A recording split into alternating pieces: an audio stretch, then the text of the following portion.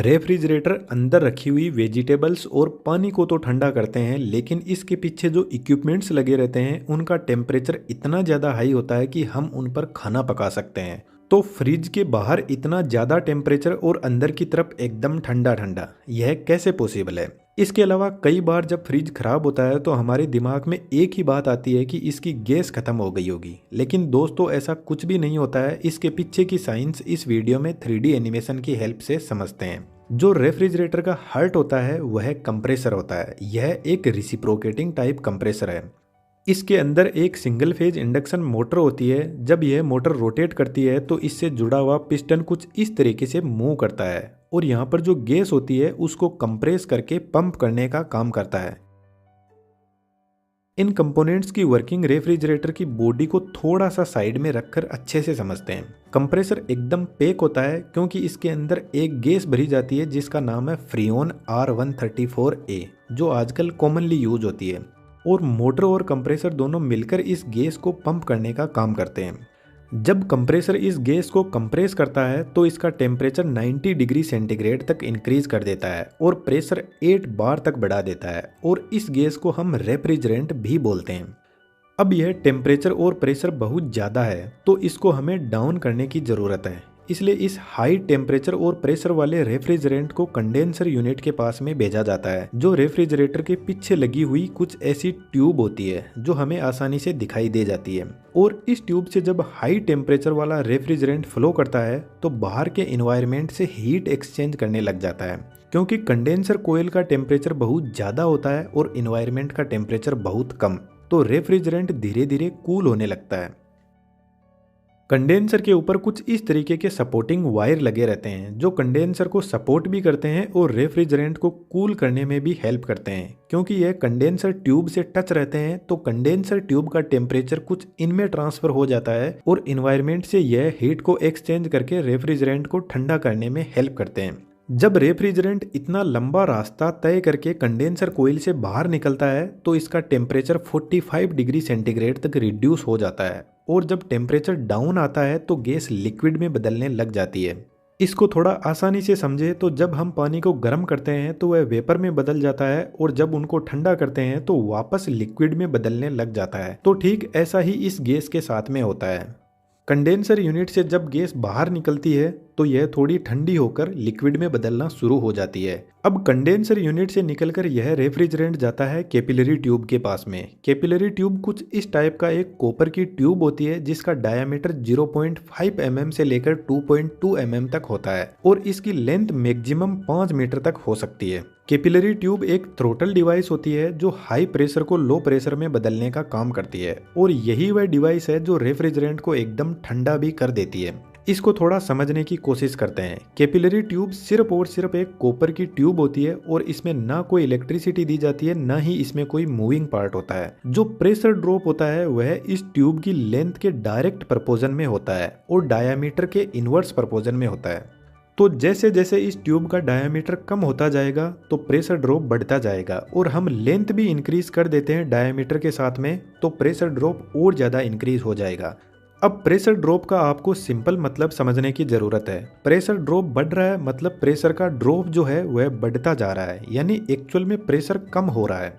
तो जब रेफ्रिजरेंट इस कैपिलरी ट्यूब से बाहर निकलता है तो उसका प्रेशर ड्रॉप होकर 0.6 बार तक पहुंच जाएगा, और जब इतना प्रेशर का ड्रॉप हो जाएगा तो टेम्परेचर भी रिड्यूस हो जाएगा। तो जब इस ट्यूब के अंदर रेफ्रिजरेंट एंटर हो रहा था तो उसका टेम्परेचर था 45 डिग्री सेंटीग्रेड, और जब बाहर निकलेगा तो उसका टेम्परेचर -16 डिग्री सेंटीग्रेड तक पहुंच जाएगा। और जब टेम्परेचर इतना कम हो जाएगा तो 75% जो गैस थी वह लिक्विड में बदल जाएगी। रेफ्रिजरेटर के अंदर फ्रीऑन गैस काम में लेते हैं जिसका नेचर होता है वह बहुत जल्दी ठंडी होकर लिक्विड में भी बदल जाती है और बहुत जल्दी गर्म होकर वेपर में भी बदल जाती है। इसीलिए फ्रिज के अंदर इसी गैस को काम में लेते हैं।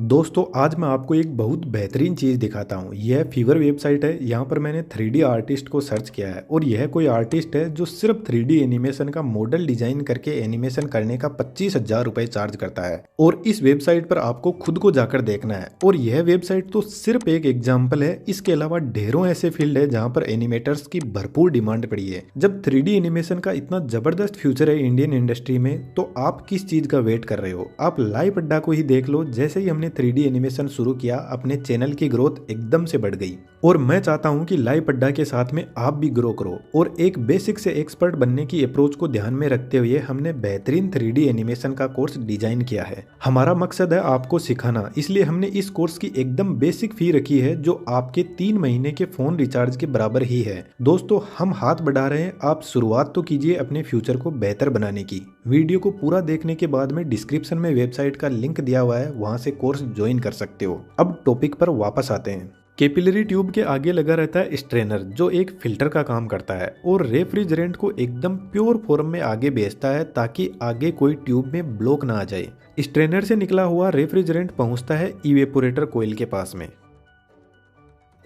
और इवेपोरेटर कोइल भी एक ट्यूब ही होती है और यह रेफ्रिजरेटर का जो बॉक्स होता है उसके अंदर की तरफ होती है। सिर्फ यही कोइल है जो रेफ्रिजरेटर की बॉडी में सेट रहती है, बाकी पूरा मैकेनिज्म बाहर ही रहता है।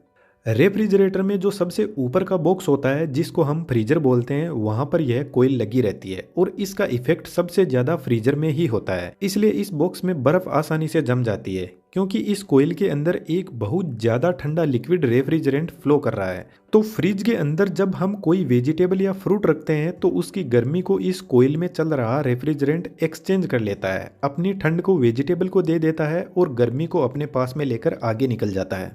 यदि एक गर्म और एक ठंडी बॉल पास में रखी हुई है तो गर्म बॉल ठंडी बॉल को थोड़ा सा गर्म कर देगी और ठंडी वाली बॉल गर्म वाली को थोड़ा ठंडा कर देगी। इस तरीके से दोनों अपनी एनर्जी को एक्सचेंज करती रहेगी। तो ठीक ऐसा ही फ्रिज में होता है। जब इवेपोरेटर कोइल फ्रिज में रखे हुए किसी भी वेजिटेबल फ्रूट की गर्मी को एक्सचेंज करती है तो इसके अंदर जो लिक्विड फ्लो हो रहा है वह वापस वेपर में बदलने लग जाता है, गर्म होकर, यानी वापस गैस में बदलने लग जाता है। और जब यह गैस इवेपोरेटर कोइल से बाहर निकलती है तो वापस फिर से इसको कंप्रेसर के पास में भेजा जाता है। लेकिन यहाँ पर एक बहुत बड़ी प्रॉब्लम आती है। जब रेफ्रिजरेंट इवेपोरेटर कोइल से बाहर निकलता है तो वह पूरा गैस में नहीं बदल पाता है, क्योंकि कई बार होता है कि फ्रिज में कुछ रखा हुआ ही नहीं है तो रेफ्रिजरेंट किससे हीट को एक्सचेंज करेगा। और जो कंप्रेसर यूनिट होती है उसमें यदि रेफ्रिजरेंट एक भी बूंद लिक्विड फॉर्म में चला गया तो उसमें तो मोटर होती है और मोटर खराब हो जाएगी और फिर पूरा कंप्रेसर बदलना पड़ेगा, क्योंकि इसको खोलकर ठीक नहीं किया जा सकता। इसलिए कंप्रेसर के पास में एक्यूमुलेटर को सेट किया जाता है जो इवेपोरेटर कोइल से आ रहे लिक्विड को पूरी तरीके से गैस में बदल देता है और लिक्विड को अपने पास में रोक लेता है और फिर कंप्रेसर के पास में रेफ्रिजरेंट को सिर्फ और सिर्फ गैस फॉर्म में ही भेजेगा। उसके बाद में फिर से वही प्रोसेस चलती है। तो रेफ्रिजरेटर का जो सिस्टम होता है वह क्लोज लूप में काम करता है। यदि कोई लीकेज हो जाए तो ही रेफ्रिजरेटर की गैस खत्म हो सकती है, अदरवाइज इसकी गैस लाइफ टाइम तक चलती है।